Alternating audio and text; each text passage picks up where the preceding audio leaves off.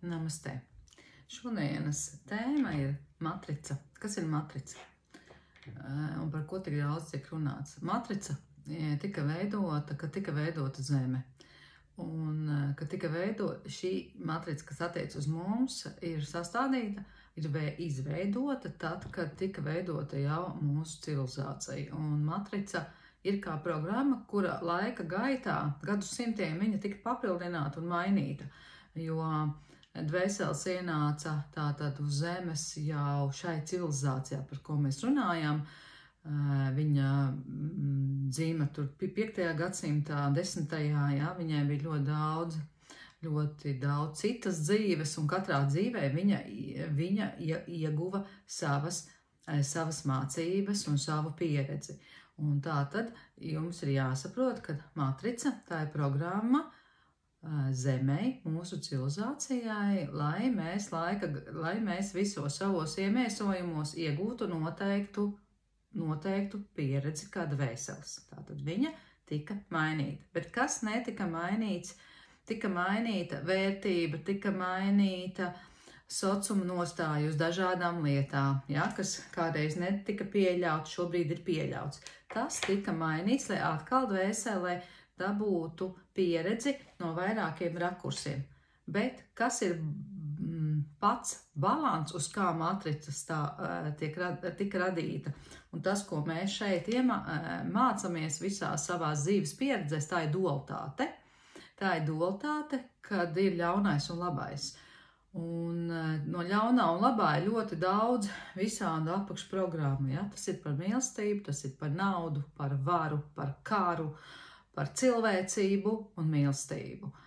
Un šeit ir jāsaprot, lai matrica uz mums mazāk iedarbotos, mums ir jāaiziet visas šīs cilvēciskās dualitātes programmas. Un šo informāciju tā kā izklāsta un paskaidro Alfa Centaura un skolotāja sistēma. Un Alfa Centaura saka, ka cilvēks, lai viņš panāktu, kad matrica uz viņu strādā daudz jau, vai viņa nestrādā, var teikt, jā, viņai ir jābūt cilvēciskās programmas, ko grib iegūt dvēseli, ir jāiziet apmēram 90% no visa, kā jūs ejiet cauri.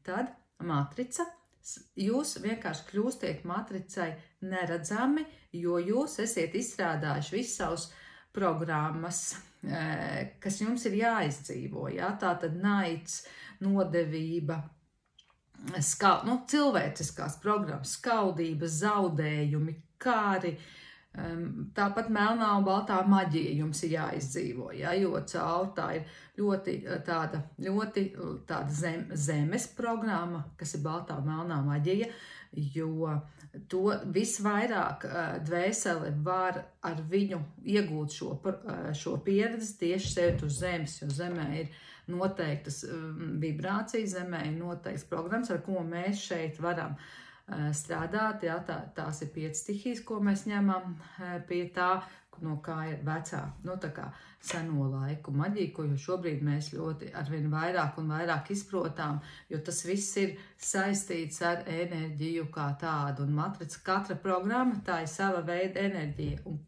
kā dabūt šo enerģiju, tā ir emocija. Jo tikko cilvēkam ieslēdzās emocija par ļabo ļauno, viņa prāts, kas arī ir matricas tā kā sastāvdaļa, viņa nepārtraukti kultivē savas programmas, vai viņa paņem no sociuma kaut kādus standartus, un tas iet viss cauri.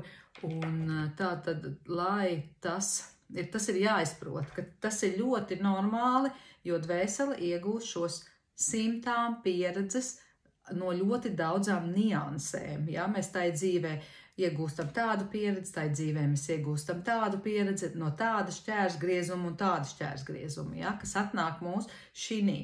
Vai, piemēram, ja mēs runājam par tādām spējām, piemēram, kā man, tas ir daudzu dzīvju pieredzes apkopojums, kas šobrīd ir manā dzīvē, kur šīs ļoti lielās iespējas man tā kā tiek dotas, jo es to esmu jau visu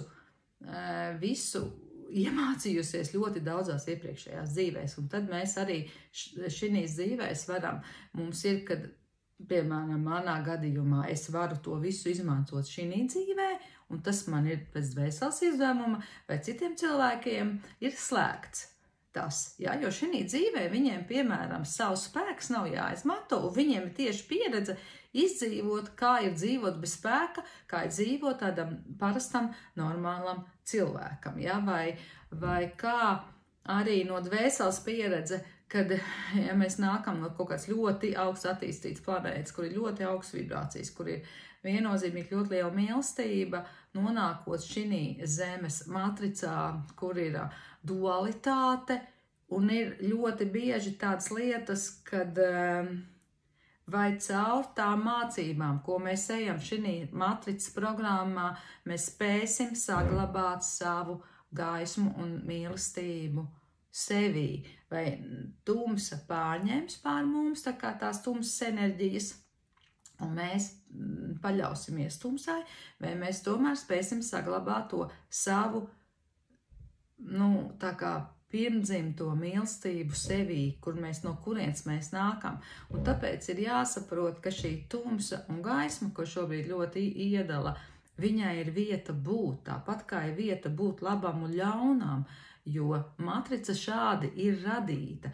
Ja, un kā es teicu par programmām, tātad vienā laikā cīnījās pret šiem cilvēkiem, ja, tika baznīcas un tādas lietas, kur tika sadedzināts šie viedās, lielākoties tās bija viedās sievas, kam bija šīs programmas, tātad to dvēseles izdzīvoja, kad tu dēļ tā, ka tev ir spēks, tev ir tādas, tā kā virszināšanas par daudzām lietām, tu tiki sadedzināta, jo tā bija pieredze, bet tad, kad mēs izējam šo dzīvi tanī mirklī, varbūt mēs nevienmēr apjēdzam, ka tā ir mums pieredze, un mēs apvainojamies uz Dievu, mēs apvainojamies uz savu spēku, jo no cilvēciskā viedokļa viņš mums ir nodevis. Viņš mums ir nodevis, jo kā tad ar mums, kā tad tas iznāca, kad mani tur sadedzināja, vai mani nosita, piemēram, ja? Un tad jau nākamā dzīvē sanāk, vai daudzās vēl dzīvēs mēs šo izdzīvojam, un tad vienā dzīvē mums ir jāatgriežās pie Dieva, mums ir jāatgriežās pie sava spēka, lai mēs izprastu, ka tādīs dzīvēs mums bija, tā bija pieredze, kur tu esi ļoti augstu attīstīta būtne, un kā tas ir izdzīvot šādi, un tam ir vieta būt. Ja? Un tā matrica ir šādi veidota, kad dvēsele jau, kad nāk šī zemes, jau, ka viņa laižās lejā uz zemi, tā tad arī viņa pieņem savu ķermeni, viņa pieņem, kā tas ir būt sievietei vai vīrietim, kas arī ir dualitāte. Ja? Viena no dualitātes programmām sievišķā un vīrišķā cīņa, pazemošana viens otru, jo bija laiki, kad sieviete tā kā bija bija programmas, kad sieviete bija augstāka par vīrieti un viņa pazemināja vīrieti.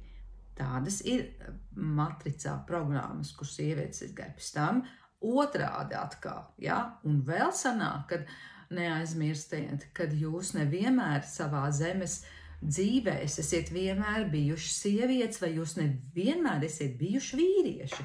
Un tad, kad šī laikā es ļoti klausos šo cīņu starp sievišķo un vīrišķo, kad vīriešiem tur jābūt tādiem un tādiem, un sievietēm tādām un tādām, īstenībā tā ir iekšējā cīņa katram pret pašam sevi, jo es šī dzīvē esmu sieviete un es noliedzu vīrieti, tad es noliedzu daļu no sevis.